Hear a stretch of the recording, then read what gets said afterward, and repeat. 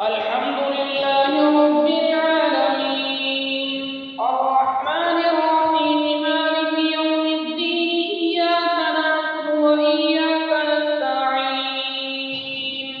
اهدنا الصراط المستقيم صراط الذين أنعمت عليهم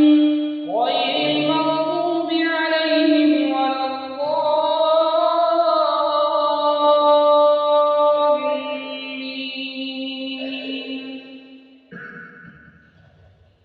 إن هذا القرآن يهدي للتي هي أقوم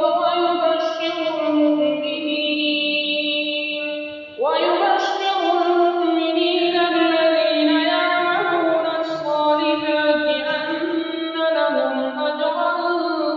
كبيرا وأن الذين لا يؤمنون بالآخرة أعتدنا لهم عذابا أليما ويدعو الإنسان بالشر دعاءه بالخير وكان الإنسان عجولا وجعلنا الليل والنهار آيتين فمحونا آية الليل وجعلنا آية النهار مبصرة